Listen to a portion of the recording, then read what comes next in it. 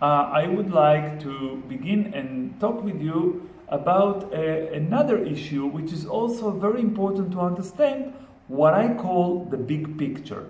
What do I mean by the big picture? It is scientifically proven that prolonged sitting positions, even a good sitting, in front of a computer or a desk, anyhow, can increase your back pain, your problems in the back. But it is certainly not the only problem that you've got. The only reason to your back pain. And I would like today to go over about other factors that determine whether or not you're going to have a back pain and how severe your injury in the back can be. So let's go over that. It can give you a nice view of your life in general.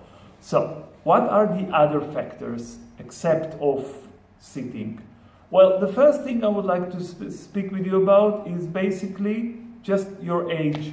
Okay, in the Western society in particular is what I call a society that denies age. It means that we are actually kind of like looking at age as something not to discuss and not to consider, right? 60 years old guys today are running the marathon like young people 15 years ago, okay? Which is on the one hand good, but on the other hand, we are loading the body the same load of work and life in the age of 20 and in the age of 40 and sometimes in the age of 60.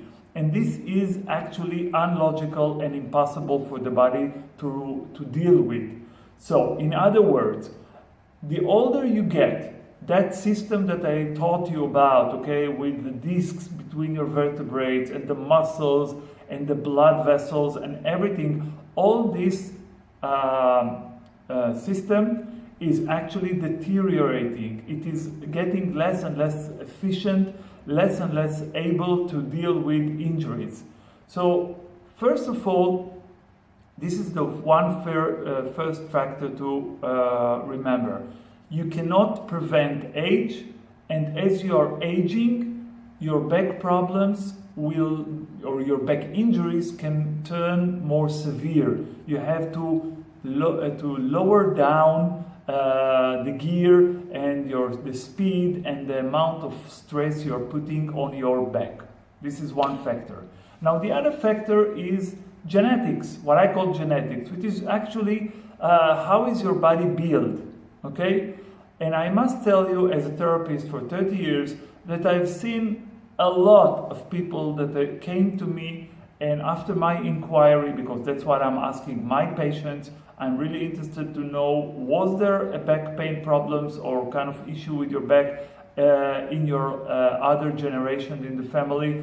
And many times you see that actually people were born with not a perfect line of vertebrae in the body, or maybe there is something wrong with the disc, because that's how you were born. So that means actually that both people that are doing the same work with same ergonomic and other issues equal, still one can suffer from a back pain or a back injury and the other one will not have any effect whatsoever. So that means that please consider that maybe your back, your physical condition has to be dealt with more care, with less stress, with less load, and there's nothing you can do about it, okay? Because you can improve that, but you will always have to consider that. So this is another factor, okay? Now, one other major thing that sometimes we don't pay attention to is everyday's life. And everyday's life, I will give you two examples of things that can really make a lot of stress, a lot of load on your vertebrae, on your back. One of them is very happy guy named a baby. Okay, when a baby is born, there's a lot of happiness. But as we all know, until they are about 2 years old, we're gonna pick them up. We're gonna hold them awkwardly on one hip, on one side of the body most of the time. that creates a lot of load. We don't pay attention to that load because we are mostly concentrated on the baby, right? But this is a load. The other example I can give you, for example, is a very beautiful example. High heels. High heels are incredibly flattering for women, right? So why not use them? Every doctor, any physiotherapist you're gonna ask, they all agree on one thing, that high heels are kind of distraction to your lower back, okay? But it is very beautiful. So by that I mean that sometimes a habit, a fashion, a way of life has a lot of load on your back as well.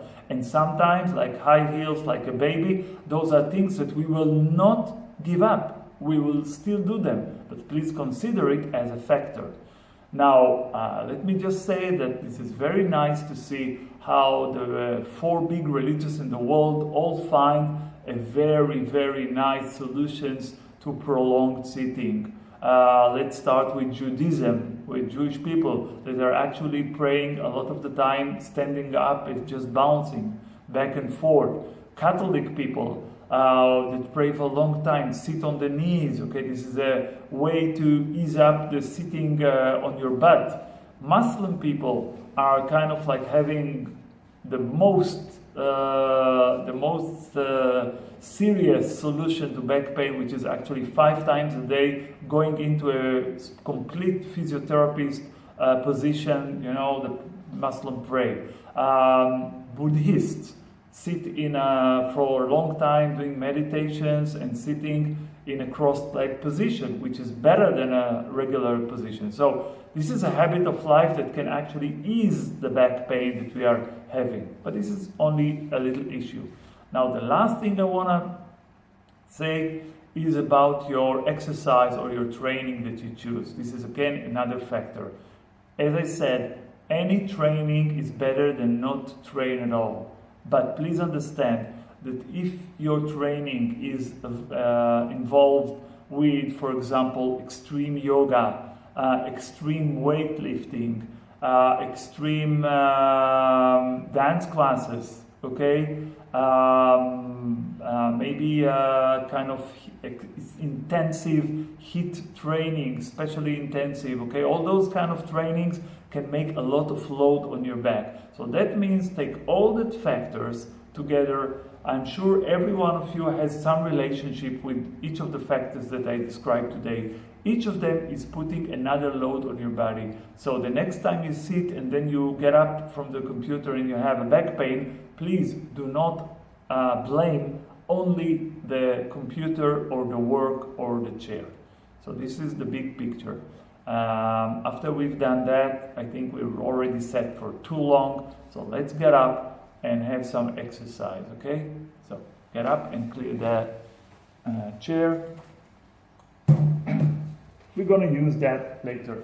So, okay, so we begin by walking, okay? Just step. Really stomp the ground, okay? Barefoot is better. I know in some countries, a few guys might be a little bit cold, but again, just put socks, it's better. Now, let's begin running up in place. So what we're going to do today is begin with a kind of a sequences of running, okay? So keep on running in place. Okay, now put both hands here in front of you, and I just want you to keep one leg at a time with your heels, what I call high knees. Okay, so let's have 20 of those. So this is a kind of running. 5, 6, 7, 8. 1, 2, 3, 4, 6, 7, 8, 9, 10. 1, 2, 4, 5, 6, 7, 8, 9, 10. Keep on walking. Now let's open and close and 2, 1, 2.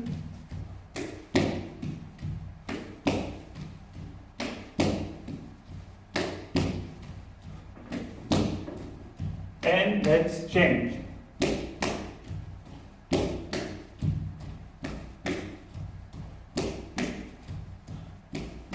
And last one, running. Very light. So this is a nice speed. Let's take it for 40 counts. Really high speed on your toes. And 1, 2, 3, 4, 5, 6, 9, 10. 1, 2, 3, 4. 10. 7, 8, 9, 10. 1, 2, 3, 4. 8, 9, 9, 10. Okay, keep on walking.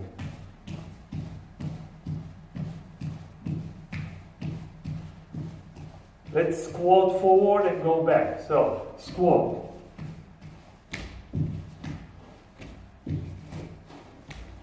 And faster.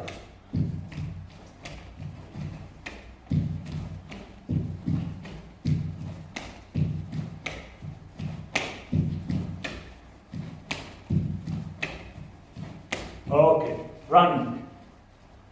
Okay, so you're gonna get into